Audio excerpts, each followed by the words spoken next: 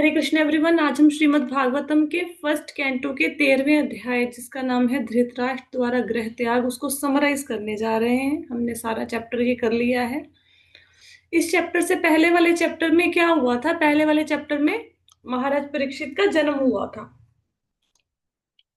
और इस चैप्टर में क्या कहाँ से स्टार्टिंग हुई कि जो विदुर जी थे वो तीर्थ यात्रा से वापस लौट आए हैं हस्तिनापुर। तीर्थ यात्रा पे क्यों गए थे विदुर जी? क्योंकि दुर्योधन ने उनका अपमान किया था। ऐसे अपमान तो विदुर जी का ना धृतराष्ट्र भी कर देता था।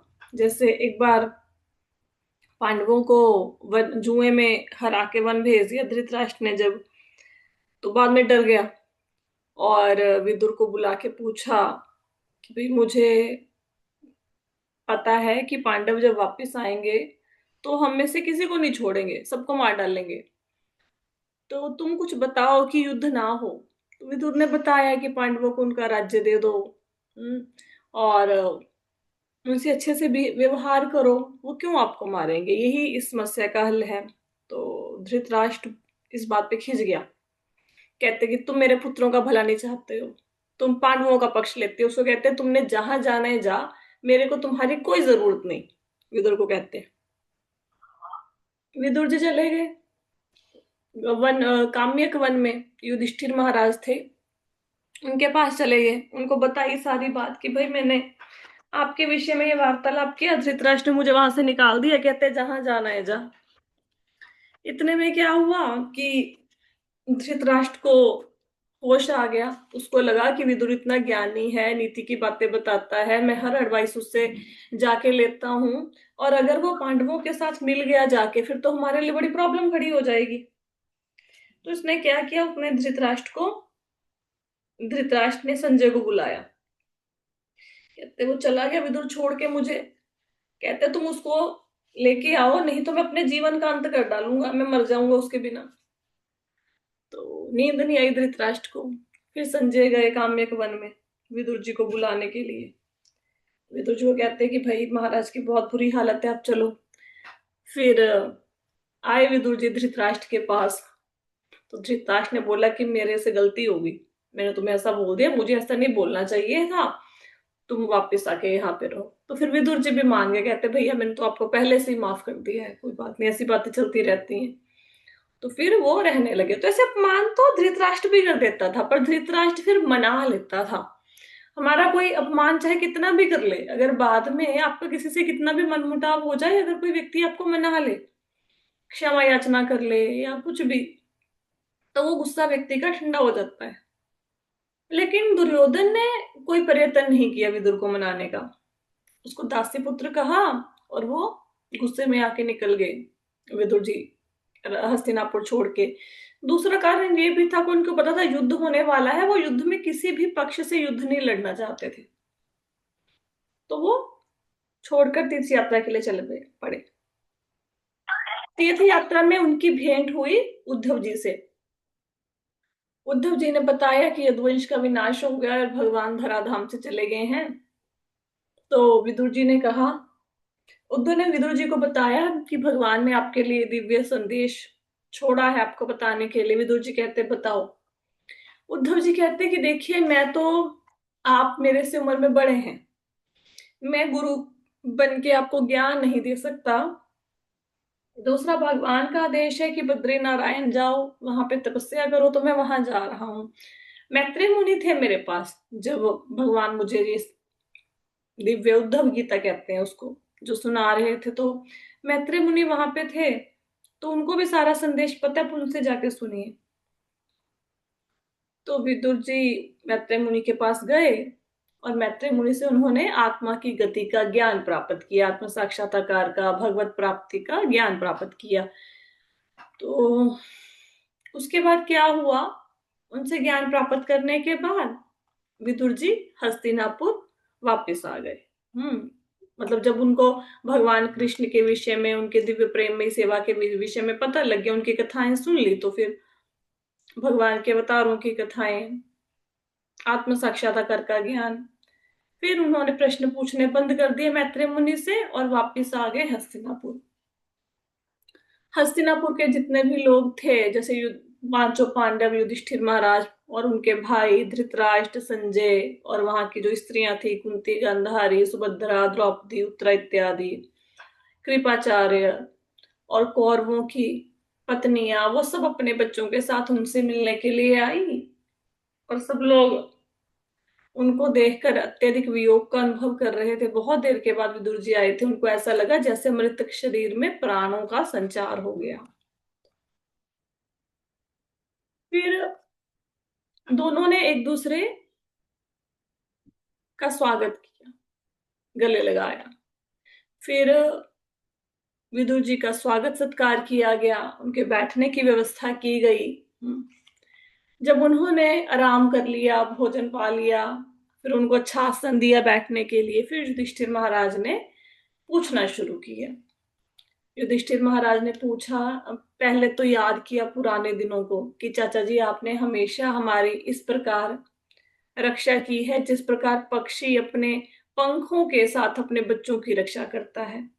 आपने कभी हमें विषपान से बचाया, कभी लाक्षागृह की आग से बचाया, तो आप हमेशा हमारे साथ खड़े रहे। और पूछा कि आप इतने देर से घर बार छोड़ के गए हो, तो फिर आपने अपनी व्यवस्था कैसे की, बाहर जाके अपनी जीविका कैसे चलाई, आपके भोजन इत्यादि का प्रबंध कहाँ से हुआ। और क्योंकि देखो, तीर्थ स्थानों पे ना जगह जगह पे लंगर लगते रहते हैं, जहाँ पे लोगों को फ्री में भोजन मिलता रहता है, पहले भी जमाने में भी लगते होते थे। तो पूछा कि भी कहा, वहां से तो नहीं कहीं आपने किसी लंगर इत्यादि से अपना मतलब पेट का भरण पोषण किया, कैसे किया, कैसे रहे, का किस किस जगह पे गए, किस किस तीर्थ स्थान की सेवा की। और कहा कि आप जैसे महात्मा पुरुष तो सम तीर्थ के समान होते हैं, जहां भी रहते हैं उस जगह को तीर्थ के समान बना देते हैं। और फिर पूछा कि अब द्वारिका में भी गए होगे घूमते घूमते, द्वारिका में यदुवंशी हैं, भगवान कृष्ण हैं, हमारे मित्र हैं, वो सब ठीक ठाक हैं। और ऐसा जब पूछा तो विदुर जी ने सारी बातों के उत्तर दिए, सिर्फ यदुवंश के विनाश को नहीं बताया, क्योंकि वो पांडवों को दुखी नहीं देख सकते थे। पांडवों ने वैसे ही पूरा जीवन दुख में काटा था, वो उनको वो और दुखी नहीं कर सकते थे। फिर कुछ समय तक विदुर जी वहां पे रहे हस्तिनापुर में। उनका मेन उद्देश्य था हस्तिनापुर में आने का, अपने भाई को, धृतराष्ट्र को प्रेरित करना कि वो जीवन के अंतिम समय में भगवत प्राप्ति की कोशिश करे। पूरी जिंदगी तो निकाल दी है घर गृहस्थी में। फिर यहाँ पे विदुर जी का इस श्लोक में, संख्या 15 में विदुर जी के पूर्व जन्म की कथा बताई गई है कि विदुर जी एक्चुअल में यमराज हैं, धर्मराज हैं, जो लोगों को उनके पाप पुण्यों का फल देते हैं। तो फिर ये विदुर कैसे बन गए, क्योंकि एक बार मंडूक नाम के एक मुनि थे, उनको राजा के सिपाही गलती से चोर समझ के पकड़ के ले गए, उनको सूली पे चढ़ाने की सजा दे दी। राजा को पता लग गया, राजा ने तो क्षमा मांग ली। मंडूक मुनि यमराज से पूछने गए कि मैंने राजा को तो क्षमा कर दिया, लेकिन यमराज से पूछूंगा, मैंने कोई पाप नहीं किया, क्यों मुझे सजा दी। तो यमराज ने बताया कि आपने बचपन में किसी कीड़े को ऐसे ही तिनके से भेंदा था, तो इसके कारण आपको सूली की सजा मिली। मंडूक मुनि ने बोला, मैं तो बच्चा था उस समय, मुझे क्या पता था, तो आपको सजा नहीं देनी चाहिए थी। और यमराज को श्राप दे दिया कि वो शूद्र हो जाए धरती पे जाके। अब वही यमराज जो है वो दासीपुत्र विदुर दासीपुत्र के रूप में पृथ्वी पर आए। तो जब ये यमराज विदुर बन गए, तो विदुर का वहां पे पोजीशन, उनका पद खाली हो गया ऊपर पितरलोक में। ठीक है, तो फिर वहां पे अरेमा, जो पितरों के देवता हैं, वो वहां पे यमराज की पोजीशन को संभालने लगे। 100 सालों तक विदुर जी यहाँ पे रहे, तो 100 सालों तक अरेमा ऊपर के लोगों को देखते रहे, उनका कार्यभार संभालते रहे। थोड़ा सा यहाँ पे फिर युधिष्ठिर महाराज के शासन के बारे में बताया गया है इस श्लोक में, श्लोक संख्या 16 में, कि अब युधिष्ठिर महाराज को अपना राज्य मिल गया था, और उन्होंने देखा कि अपने वंश का एक उत्तराधिकारी भी मिल चुका है जो कि सुयोग्य है। तो उन्होंने अपने भाइयों के सहयोग से राज्य चलाया। अब बताया गया कि जो लोग सिर्फ घर बार में, घर गृहस्थी के कामों में लिप्त रहते हैं, उनको पता ही नहीं चलता कि कब मृत्यु उनके सामने खड़ी हो गई है। सिर्फ जो लोग घर गृहस्थी के कामों में ही बिजी रहते हैं। ऐसा नहीं कहा गया कि घर गृहस्थी के काम छोड़ दो, थोड़ा सा ना लाइफ को मैनेज करना आना चाहिए। घर गृहस्थी के काम करते हुए भक्ति के लिए कैसे समय निकालें वो जरूर पता होना चाहिए। कैसे अपने स्लीपिंग टाइम को मैनेज करें, कैसे हम अपने, अगर ऑफिस का काम करते हैं उसको कैसे मैनेज करना है, घर के काम को कैसे मैनेज करना है, साथ में भक्ति के लिए समय कैसे निकालना है। बहुत बार मुझसे टाइम मैनेजमेंट के बारे में बहुत से लोग प्रश्न करते हैं, बहुत से, अब से नहीं बहुत सालों से, कि आप सब कुछ कर लेते हो, कैसे कर लेते हो। इसका सबसे बड़ा कारण है कि मैं सोशल मीडिया पे एक्टिव नहीं हूँ। मेरे फोन पे इंस्टाग्राम नहीं है, फेसबुक नहीं है, यूट्यूब भी बहुत कम चलाना है, मतलब बहुत कम। ऐसे इतना ऐसा नहीं कि जैसे कुछ लोग पूरा दिन देखते रहते हैं। उन चीजों के कारण समय की बचत हो जाती है।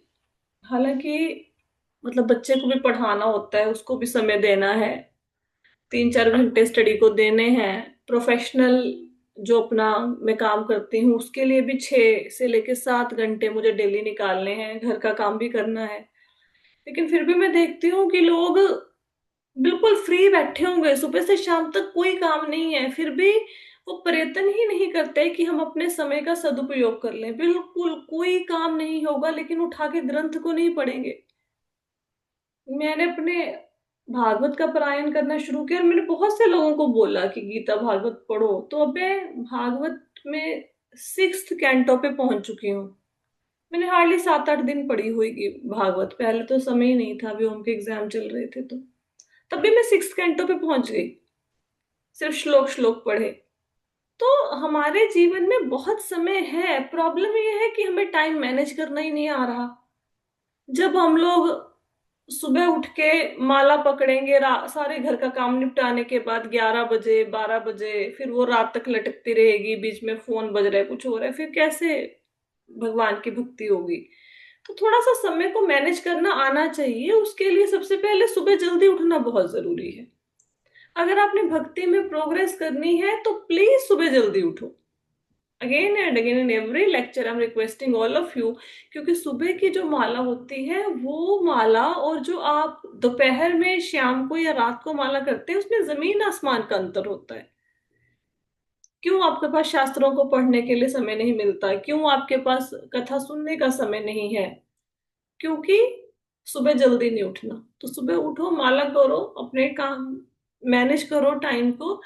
पता थोड़ा ना मृत्यु कब आएगी। अभी हम बात कर रहे हैं, बात करते करते पता नहीं हमें कि हम अगले क्षण हैं कि नहीं। I was working in bank, तो मुझे क्लाइंट का फोन आया, वो अपने ट्रांजेक्शन के बारे में पूछ रहे थे। मैं उन्हें उनको बताया, जैसे फोन रखा 10 मिनट के बाद फिर फोन किया तो तब तक बंदे की मृत्यु हो चुकी थी। विद इन 10 मिनट में व्यक्ति की मृत्यु होगी। कुछ नहीं पता, कुछ भी नहीं पता। हमें ऐसा लगता है हमारा बहुत लंबा जीवन है। हमेशा मृत्यु को याद रखना चाहिए। ऐसे माला करनी चाहिए कि आज की माला मेरे जीवन की अंतिम माला है, बस अंतिम माला। हम्म? और सपोज करो किसी ना किसी दिन तो मरेंगे ना, अमृत पी के तो बैठे नहीं है सब लोग, ये तो पता है कि मरेंगे। सपोज करो आपने सोचा कि दोपहर में 11 बजे माला करेंगे और सुबह 9 बजे मर गए, फिर क्या करोगे? बिना माला के चले जाओगे? तो सुबह उठ के सबसे पहले ये काम कर लो, अपना भक्ति पे ध्यान लगाओ। क्योंकि बहुत ज्यादा अगर घरेलू काम काजों में हम लोग लिप्त रहेंगे तो हमें मृत्यु कब आकर दबोच लेगी हमें पता ही नहीं चलेगा। ये मार्ग ऐसा है, कोई आपको प्रोत्साहित नहीं करेगा कि चलो चलो भक्ति करो, भक्ति करो, सही ढंग से क्यों नहीं कर रहे। और अगर आपके जीवन में कोई ऐसा व्यक्ति है जो आपको भक्ति के लिए प्रोत्साहित करे तो you're very lucky, very lucky. ऐसे लोग मिलते नहीं है कि धक्का लगाए। तो महात्मा विदुर ने भी धृतराष्ट्र से बात करनी शुरू करी और बोला कि अभी ना काल, कलयुग आने वाला है। बहुत बुरा समय आने वाला है। आप जल्दी से हस्तिनापुर छोड़ के निकलो। आप डर के बैठे हो, डर ने आपको कंट्रोल कर रखा है। डर क्या है आपको? कि यहां से छोड़ के चला गया महलों को तो कौन मेरा पालन पोषण करेगा, आजीविका कैसे चलाऊंगा, घर का गुजारा कैसे होगा, खाना कैसे खाएंगे। आप डर के वशीभूत हो गए हो। फिर कहा कि अब विदुर से धृतराष्ट्र हमेशा हर मामले में सलाह लेते थे। अब धृतराष्ट्र हो सकता है विदुर से ये पूछे कि अगर मृत्यु आ गई है, अगर वो समय आ गया, मेरा करीब आ गया, तो तुम कोई सलाह दो कि मैं मृत्यु से अपने आप को बचा लूं, कुछ करो। तो वो कह रहे हैं, विदुर जी ने पहले ही बोल दिया कि इस बात का मेरे पास कोई हल नहीं है, इस भय का मेरे पास कोई निराकरण नहीं है, कोई हल नहीं है। भगवान जो काल है वो भगवान का ही एक रूप है, जैसे सूर्यदेव भगवान का ही एक रूप है। तो कहते जो काल है, भगवान काल के रूप में आपके पास आ गए हैं और हम इसका कोई हल नहीं कर सकते। और कहते जब मृत्यु का समय आता है तो धन भूमि संपत्ति घर बार मान इज्जत तो छोड़ो, अपने प्राण भी देने पड़ते हैं। काल किसी चीज को आपके पास नहीं छोड़ता। भले ही किसी व्यक्ति ने पीएचडी करी हो, बड़ी डिग्रियां ले रखी हो, बड़ा मान इज्जत हो, बड़ा धन संपत्ता हो, यहीं पे रह जाएगी। काल आएगा, सब कुछ छीन लेगा, सांसें भी छीन लेगा। और बता रहे हैं कि देखो आपके जीवन में कोई नहीं बचा। हम्म पिता की मृत्यु हो गई, ठीक है, पिता मर चुके इनके। और फिर क्या हुआ, शुभ चिंतक सारे मारे गए, शकुन इत्यादि, द्रोणाचार्य, भीष्मदेव सब मारे गए, पुत्र सारे मारे गए, भाई पांडु महाराज मर गए, सब दूर चले गए।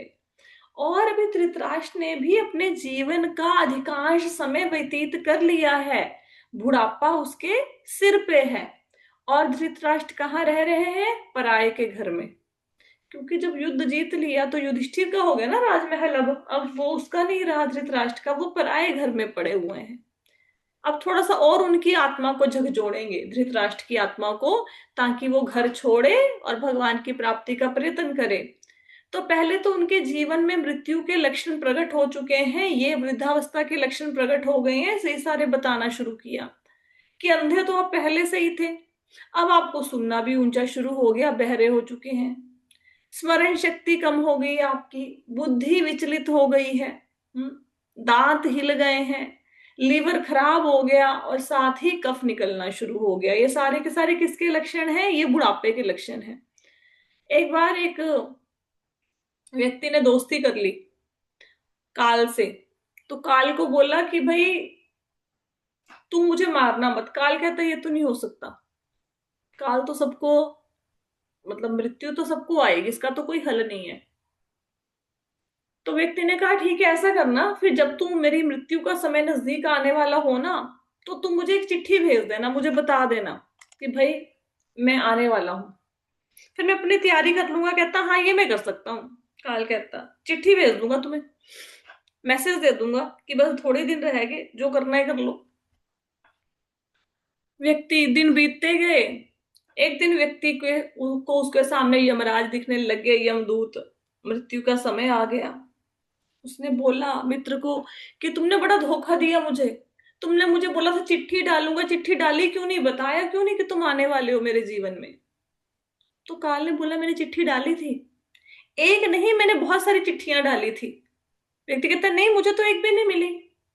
कहता देखो सबसे पहली चिट्ठी थी, तुम्हारे बाल सफेद होने शुरू हो गए, तुमने क्या किया, उसके ऊपर कलर लगा लिया कि नहीं जी हम तो अभी जवान है, कुछ नहीं हुआ हमें। फिर क्या चिट्ठी थी, तुम्हारे दांत हिलने शुरू हो गए, तुमने क्या किया, जाए और नए दांत लगवा लिए कि नहीं अब तो कुछ नहीं होगा मुझे। फिर क्या हुआ, मैंने चिट्ठी भेजी कि घुटने काम करना बंद कर दिए, तुमने घुटने बदलवा लिए भाई। तुम्हारे कानों से सुनना ऊंचा शुरू हो गया, तुमने कानों की मशीन लगवा ली, तुम्हें दिखना बंद हो गया, तुम चश्मा लेके दिखते फिरे लोगों को, स्मरण शक्ति का नाश हो गया तुम्हारी। मैंने तो तुम्हें बहुत सारी चिट्ठियां भेजी, ये सारे लक्षण हैं कि मृत्यु पास आ रही है। हम लोगों को लगता है कि नहीं कोई बात नहीं, ये जो दिन और रात व्यतीत हो रहे हैं ना, डेली डेली एक दिन निकल जाता है, पता है आपको। मतलब अभी आप थोड़े दिन बाद न्यू ईयर मनाएंगे, देखिए कि बहुत जल्दी न्यू ईयर पुराना हो गया, बहुत जल्दी फरवरी का महीना शुरू हो जाएगा। बच्चों की क्लास नहीं कब शुरू होती है कब खत्म होती है पता ही नहीं चलता। धीरे धीरे धीरे धीरे हमारा जीवन व्यतीत हो रहा है। हम सोचते हैं आज नहीं कल कर लेंगे, कल नहीं परसों कर लेंगे, आज नहीं सुबह उठा गया कल से उठूंगा, कल नहीं उठा गया अब फिर उठूंगा, अब सर्दियां हैं सर्दियों में नहीं उठा गया गर्मियों में उठूंगा। हम्म, पता ही नहीं चलेगा मृत्यु कब आ गई। और फिर ऊपर से सबसे बड़ी प्रॉब्लम ये है कि ये जो जन्म मिला है ना आपको, अब भागवतम पढ़ो उसमें क्या लिखा हुआ है, देवता भगवान से क्या प्रार्थना करते हैं। स्वर्ग के लोग कहते हैं भगवान हमें ये लग रहा है कि स्वर्ग तो बड़ा नारकीय जीवन है। अब देखो अगर कोई व्यक्ति ना, बहुत सारे लोगों को अपने दुनिया में देखा होगा, अच्छा धन संपत्ति गाड़ी बंगला सब है, भक्ति उनके जीवन में नहीं होती, बहुत कम लोगों के जीवन में होती है। क्योंकि जब सारी सुख सुविधाएं हैं तो भगवान को कोई नहीं याद करता। तो स्वर्ग के लोगों के पास इतनी ज्यादा सुख सुविधाएं हैं कि उनको भगवान की याद ही नहीं आती, वो अपने आनंद भोग में लगे हुए हैं। हम्म? वो कहते हैं इतने बड़े, और स्वर्ग लोग के लोगों को अमर क्यों कहा जाता है, देवताओं को? ऐसा नहीं कि उनकी मृत्यु नहीं होगी, उनकी आयु इतनी लंबी है। हमारा 1 साल देवताओं का 1 दिन, और वैसे वैसे करके 10,000 साल की आयु तो बहुत बड़ी होती है। तो देवता कहते हैं कि हमारे इतने बड़े जीवन से अच्छा है भारत वर्ष में मनुष्य की योनि, जो कम समय के लिए है लेकिन सार्थक है। और भारतवर्ष भगवान को इतना प्यारा है कि भगवान के जितने भी अवतार हुए हैं वो भारतवर्ष में हुए हैं। और जो भगवान बड़े बड़े ऋषि मुनि तपस्वियों को नहीं मिल सकते, तो वो भगवान बड़ी आसानी से कुछ नाम जप के द्वारा हमें मिल सकते हैं। हम्म? तो स्वर्ग के देवता भी प्रार्थना करते हैं कि हमें भारत भूमि में जन्म दे, क्योंकि भारत भूमि में मनुष्य बन के जन्म मृत्यु के चक्कर से मुक्त हुआ जा सकता है। स्वर्ग के देवताओं को ये लाभ नहीं प्राप्त। तो हमें अपने जीवन को सार्थक बनाने का प्रयास करना चाहिए। जगह जगह पे ये बातें लिखी हुई हैं, भागवत पढ़ोगे तो पता चलेगा आपको। और कहते हैं कि प्राणी में जीवित रहने की इच्छा कितनी अधिक होती है।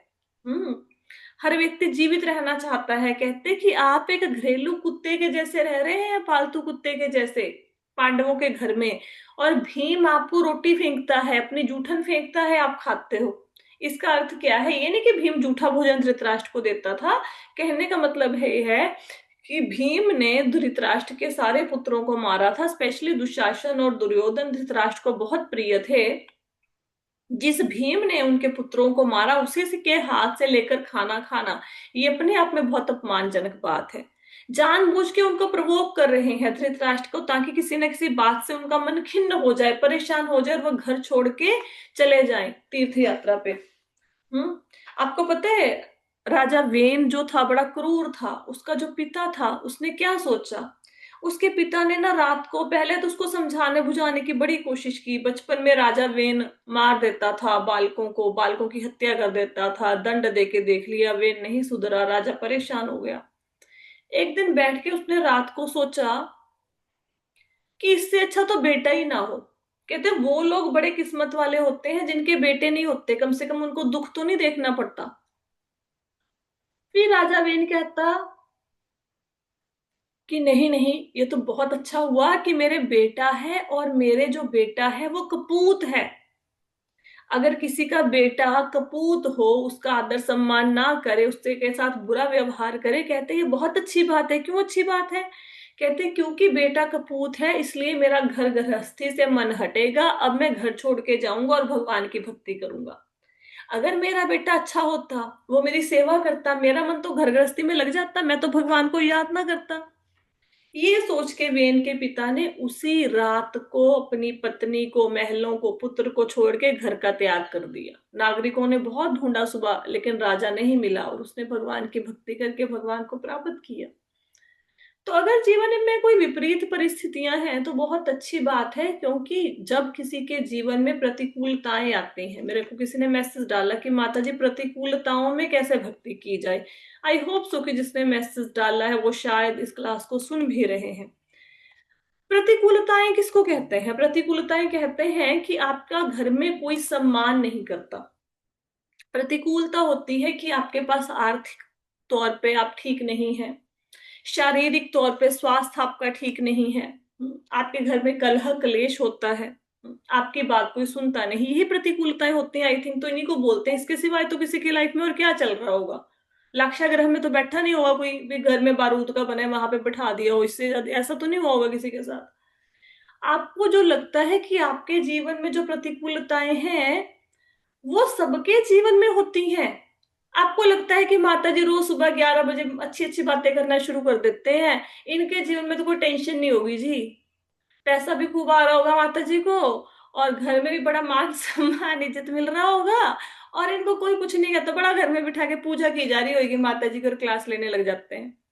अगर किसी दिन मैं आपको बिठाऊं और आपके पास बैठा के आपको अपने जीवन की प्रतिकूलताओं के बारे में बताऊं, तो आप बोलोगे माता जी मतलब हम तो बहुत सुखी हैं। हम्म? तो प्रतिकूल मतलब हाँ, पर एक बात है, जीवन में तो मेरे बहुत प्रतिकूलताएं हैं, आपकी लाइफ से कई गुना ज्यादा। मेरे प्रोफेशन में बहुत प्रतिकूलताएं हैं, मेरे प्रोफेशन जितना चैलेंजिंग है।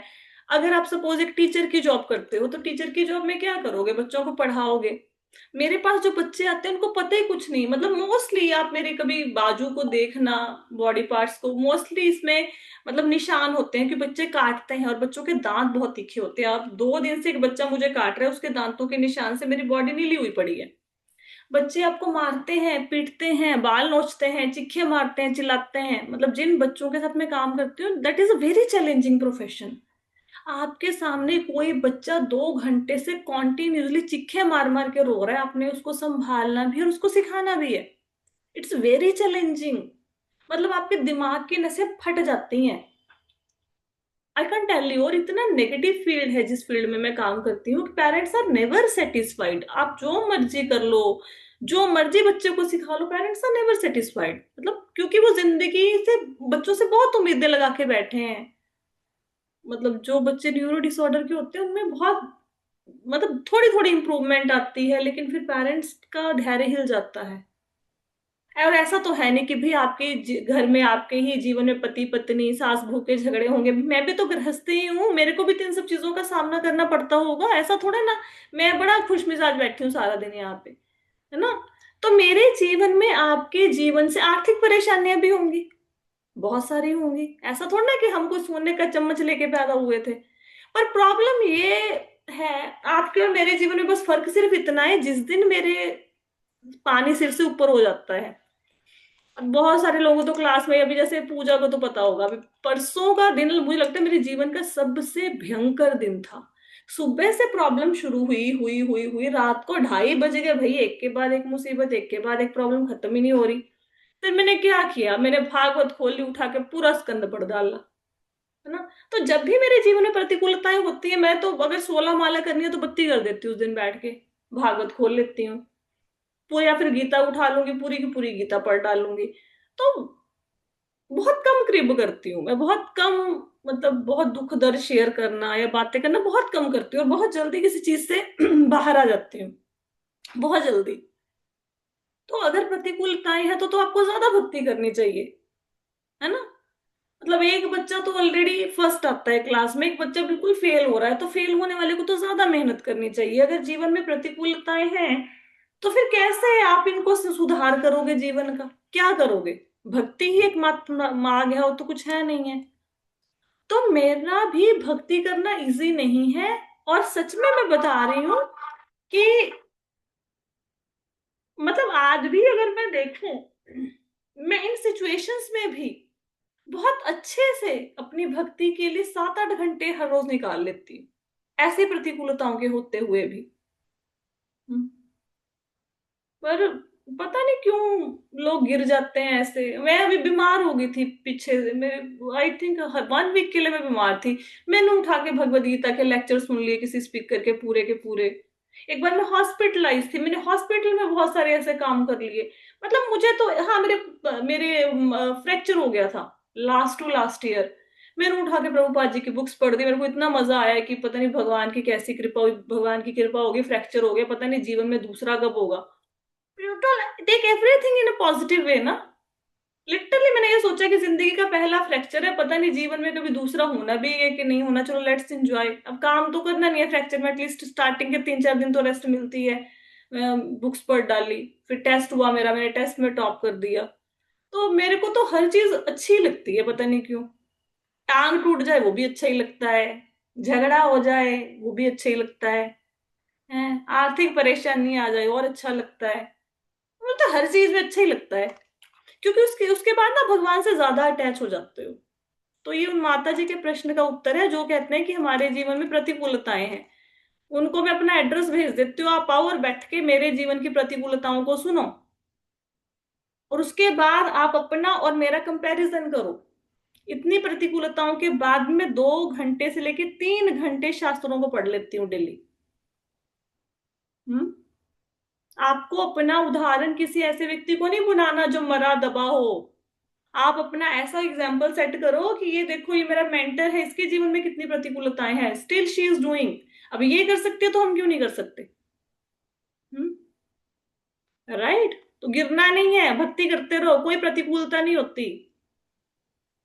ठीक है। तो कहते हैं आगे जाके क्या बोला कि विदुर ने समझाया कि जिन लोगों ने आपके पुत्रों को मारना चाहा उनके घरों का जूठा खाने की जरूरत नहीं है। ठीक है, आपने इन लोगों के लिए कितने कितने पिछले जन्म, सॉरी, इस जन्म में आपने कितने षड्यंत्र रचे इनको मारने के लिए, है ना? तो आपने इनके साथ बुरा किया इतना, उन्हीं के घर में रहकर आप भोजन पानी ग्रहण कर रहे हो, ऐसा धिक्कार भरा, ऐसा अपने मान सम्मान को ताक पर रख के जीने की जरूरत नहीं है। हम्म।